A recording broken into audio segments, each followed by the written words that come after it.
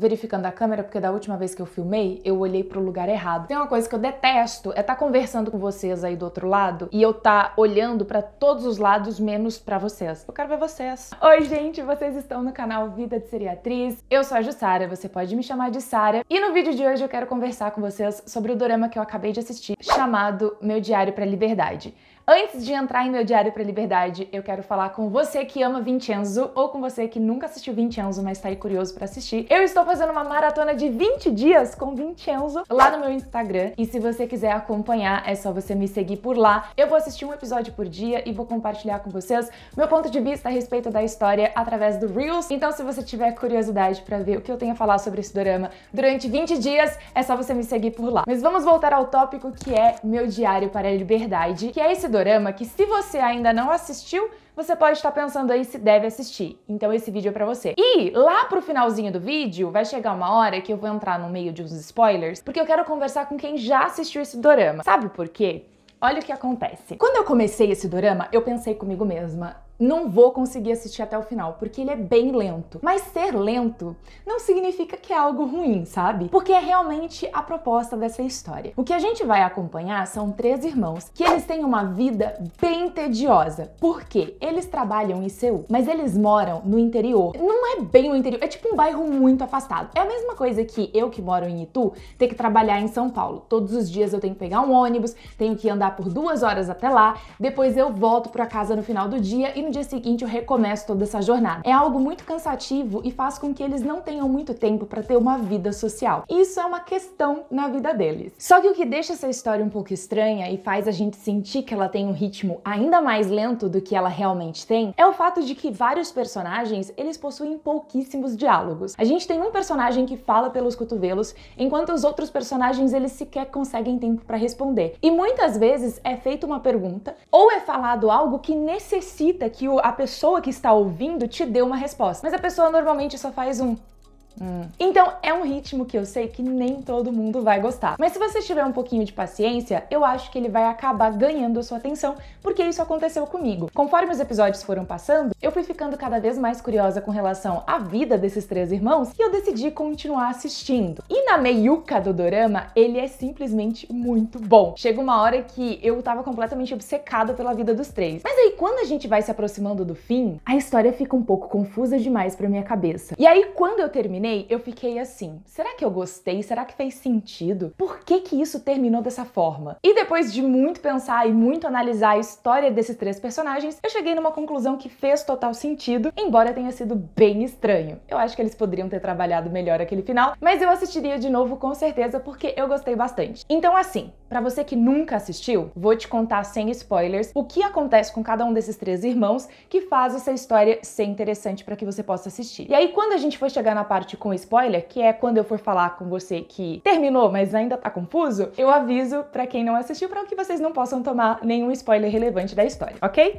Então vamos lá. Se por acaso você gostar desse vídeo, não se esqueça de se inscrever, ativar o seu joinha, que ele é sempre muito bem-vindo, e aproveita pra deixar nos comentários o que você achou desse dorama. Apesar da gente ter 3 irmãos, é claro que sempre um deles vai dar uma destacada maior e a gente vai ter meio que a grande protagonista da história. E essa tarefa fica com a personagem Young Min-jong. Essa personagem é uma das que pouco fala. Ela é quase muda, mas chega uma hora até que ela fala pelos cotovelos. Tudo depende com quem ela está. Ela trabalha no emprego onde o chefe dela é um verdadeiro pau. Tô olhando aqui da minha janela, o dia tá lindo, gente. Ela trabalha no ramo criativo, ou seja, ela faz design pra cartões, então ela faz todo um projeto, a coisa mais linda, entrega pro chefe, e assim que ele pega, ele nem analisa, ele já começa a corrigir tudo, falar que tá tudo uma merda, e chega uma hora que a gente entende que ele faz isso porque ela é muito boa no que ela faz, ela realmente tem bom gosto, e parece que ele tem receio de perder o cargo dele pra ela. E ele faz da vida dela, assim, um inferno. A vida dela tá, assim, um saco, e aí pra piorar, pra deixar tudo pior, ela fez um empréstimo pro ex dela e o ex dela simplesmente catou a grana e sumiu, caiu no mundo. Ela fica cobrando ele fica tratando ela super mal,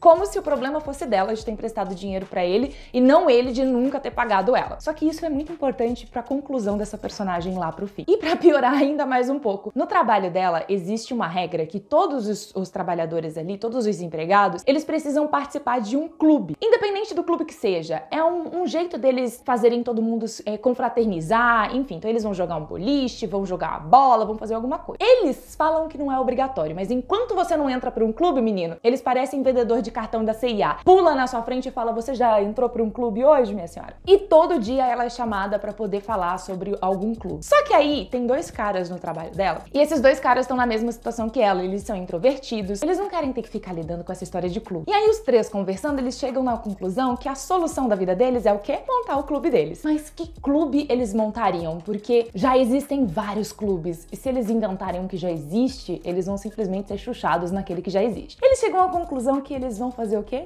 Eles vão criar o Clube da Liberdade. 해방되고 싶어요. 어디에 갇혔는진 모르겠는데 꼭 갇힌 것 같아요. E aí você me pergunta, o que você vai fazer num Clube da Liberdade? É a pergunta que todo mundo se fez. Eles vão basicamente tentar se libertar daquilo que os prende. Como? Através de um diário. E é daí que veio o nome, meu diário, exatamente. Eles vão começar a escrever nesse diário coisas que eles sentem que estão sempre colocando eles meio que presos, assim, sabe? E conforme eles vão escrevendo, eles vão conseguindo entender qual é o problema de cada um deles. Depois que ela começa a fazer esse negócio desse Clube da Liberdade, até meio que um pouco antes ela começa a ter essa ideia, ela decide que ela precisa encontrar uma pessoa pra venerar ela. Gente, a mulher decidiu entrar pra um Clube da Liberdade e do nada tá querendo virar uma deusa. E aí ela tem um vizinho, o Gu, que ninguém sabe o passado dele. É o mistério. O homem misterioso. Gente, o sorriso desse... Aliás, eu quero saber um negócio. É possível você acertar a pessoa com quem você tem que... Tipo assim, a pessoa certa pra você é aquela pessoa. Você acertou, mas você ainda teve dedo podre? É possível o negócio? Porque os três irmãos fazem isso. Vou explicar. Ela tem esse vizinho que ninguém sabe o passado. A gente só sabe o nome dele, Gu. É tudo que a gente sabe. E a gente não sabe de onde que ele veio, a gente não sabe pra onde que ele vai. Ele é o silêncio... Juro, nos primeiros episódios esse homem nem roteiro tinha, porque não tinha nada pra ele falar. E chega uma hora que ela decide olhar pra ele e falar, eu quero que este homem me venere. É só isso que eu quero, não tô pedindo mais nada. E meio que os dois iniciam uma relação assim. Não vou entrar em grandes detalhes, mas a única coisa que você precisa saber é que o boy é alcoólatra. E tem um passado aí estranho, passado meio bizarro. A gente já podia imaginar, né? Afinal de contas, a gente não sabia nada dele até 2 minutos atrás. E aí a gente vai pro segundo irmão. O segundo irmão é o Chang-hye. E ele já começa ali terminando um relacionamento. E o motivo do término do relacionamento é que a namorada dele não aguenta o fato dele morar tão longe de Seul e ainda não ter um carro, porque eles precisam ficar dividindo táxi. Ele divide o táxi com as irmãs quando eles querem ficar até mais tarde pra beber na cidade, porque simplesmente é muito caro voltar pra casa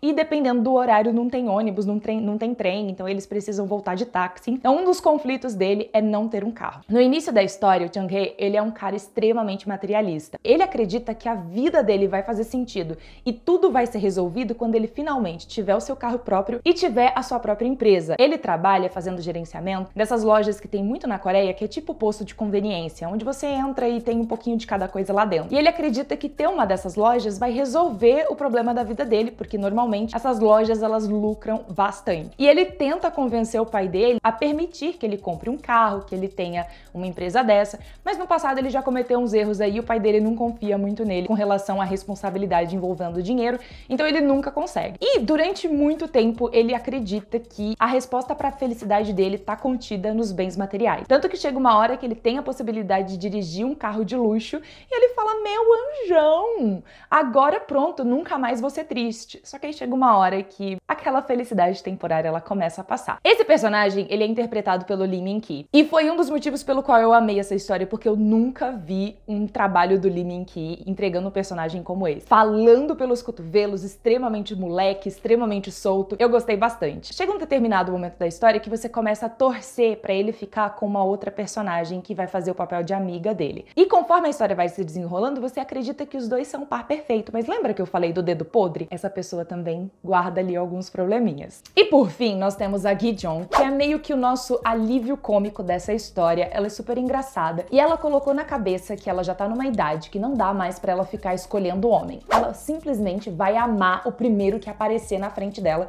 porque ela quer estar com alguém até o momento que o inverno chegar. Só que todo encontro que ela vai nunca dá muito certo, porque, mano, ela vai no encontro e olha o que ela fala. Ela chega com conclusão que ela seria a mulher que ficaria pra pegar a cabeça se o namorado ou o marido dela fosse decapitado. Ela ficaria pra pegar a cabeça. E ela fala isso num encontro, como se fosse a coisa mais normal do mundo. Isso faz com que ela nunca consiga encontrar ninguém. Tem um cara no trabalho dela que ele é muito bom quando o assunto são relacionamentos. Pelo menos é o que parece na fachada. E ela começa a conversar com ele, pedir alguns conselhos, e ele começa a ajudar ela nessa questão. Chega um momento da história que eu meio que torço pros dois ficarem juntos, porque parece que eventualmente ele começa a se interessar por ela. Mas a história dela não vai ser contada com ele. A história dela vai ser contada com outro personagem, que de novo parece ser o cara perfeito pra ela, mas tem um dia que ela tá num bar e ela começa a falar pelos cotovelos. Ela sempre fala a coisa errada no momento errado. Ela tá na mesa falando pelos cotovelos que ela jamais se envolveria com um cara divorciado que tivesse filho, porque Deus me free ter que cuidar do filho dos outros,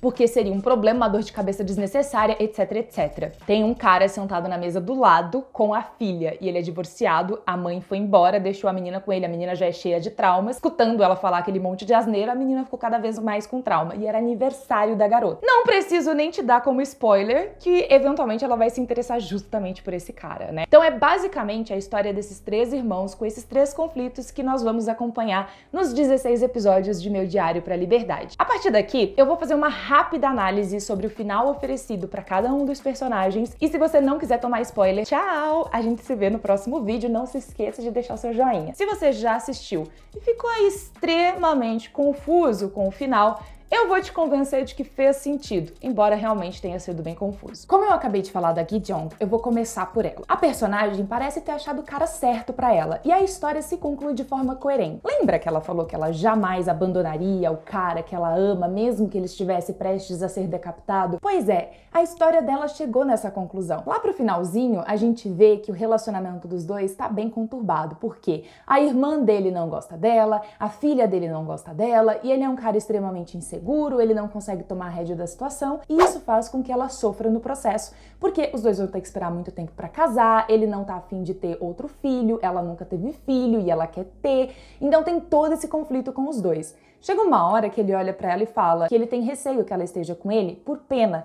E ela fala, realmente, parte do motivo pelo qual eu ainda estou com você é pena, mas é também porque eu te amo e porque eu te respeito. E ela é a mulher que fica. E a gente vê isso de uma forma meio que figurativa quando ele leva pra ela uma rosa e a rosa mesmo cai do caule e ela acaba se perdendo e ela acha essa rosa depois. É como se ela encontrasse a cabeça decapitada do amor dela. O amor dela é isso, é uma cabeça decapitada. E ela vai segurar essa cabeça o máximo de tempo que ela quiser. Isso significa que é o melhor final que poderia ter sido oferecido para essa personagem? Não, mas é o final coerente que faz jus à caminhada dela até aqui. Eu gostaria que ela tivesse tido esse final? Não também. Eu gostaria, inclusive, que ela tivesse dado uma oportunidade, que os dois tivessem tentado com relação ao cara que trabalhava com ela. Eu acho que os dois poderiam ter um relacionamento muito interessante, porque ele aprendeu muito com ela e ela também aprendeu muito com ele.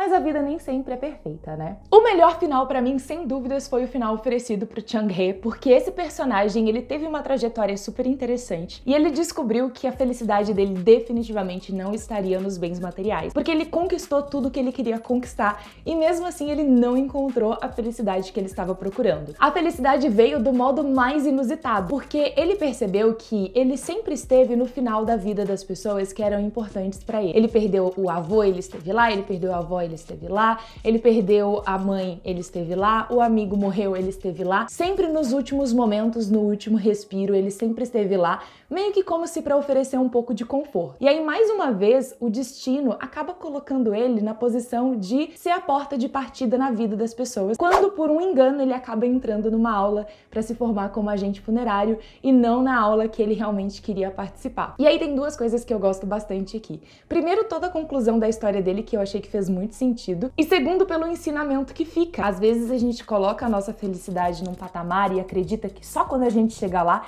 é que a gente finalmente vai conseguir ser feliz. E às vezes a vida muda a gente de curso. E enquanto a gente não aceita essa mudança, a gente fica pistola com essa mudança, a gente não consegue ser feliz, a gente às vezes entra em depressão. Eu sei porque eu já passei por isso. É muito bizarro. E aí quando finalmente a gente aceita e fala, não, tudo bem, seja o que Deus quiser e vamos embora, parece que as coisas começam a se encaixar. E foi basicamente essa conclusão que ele chega, né? Porque ele tá na sala de aula e ele fala, não, entrei na sala errada, até que ele começa a escutar e ele percebe que tudo que ele viveu preparou ele para aquele momento. E a gente ainda teve a história dele com a Hyun-na. Eu achei que os dois seriam perfeitos perfeitos juntos. Mas, de novo, né, eles realmente seriam se não existisse uma diferença entre os dois que fizesse o relacionamento deles não dar certo. Ela é uma pessoa que ela precisa que o par dela dependa dela. Você pode ver que todo relacionamento que ela teve, ou a pessoa estava doente, ou a pessoa tinha algum problema e, sei lá, de alguma forma existia um conflito que fazia ela ser importante. No entanto, quando ela se relacionou com o Chang-hye, não deu certo porque o Chang-hye é uma pessoa independente. Ele chega e olha pra ela e fala: eu não vou me colocar na posição de vítima só pra te fazer feliz, só pra você se sentir útil dentro desse relacionamento. E por fim, nós temos a Min Jong, ainda com essa mensagem de que às vezes o que você almeja não é o melhor pra você, às vezes você tem que dar um passo pra trás. Mas com essa personagem teve uma coisa muito mais interessante que me chamou muito mais a atenção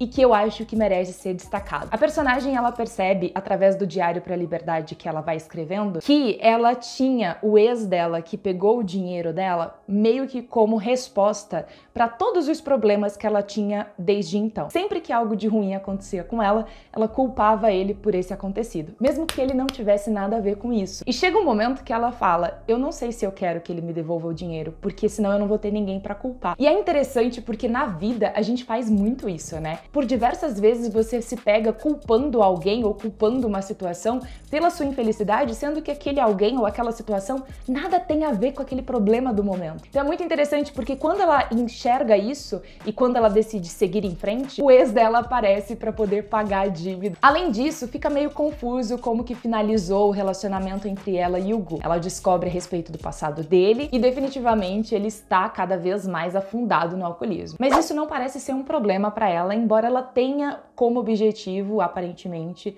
tirar ele dessa situação. E o final fica meio em aberto, assim, né? Será que o relacionamento dos dois vai dar certo? Será que eles vão permanecer juntos? Será que não vão? Eu torço pra que sim, ao mesmo tempo torço pra que não, porque tudo vai depender realmente de como que o Gu vai começar a olhar pra vida, porque se ele continuar bebendo do jeito que ele tá bebendo, ele não tem um futuro muito interessante pra oferecer pra ela, e ela definitivamente merece algo melhor. O drama, ele entregou um pouco de cada coisa, assim. A gente teve momentos engraçados, a gente teve momentos reflitões, a gente teve momentos de tristeza quando a gente chega na cena onde a mãe dela faleceu. É muito forte aquela cena. E o único defeito que eu considero realmente foi esse final tumultuado. Eu não gostei da forma como eles contaram os últimos momentos de cada um desses personagens. É claro que eu quero saber a sua opinião, então você pode deixar nos comentários o que você achou, se você já assistiu meu Diário pra Liberdade, o que você achou do final, e a gente se vê no próximo vídeo. Tchau!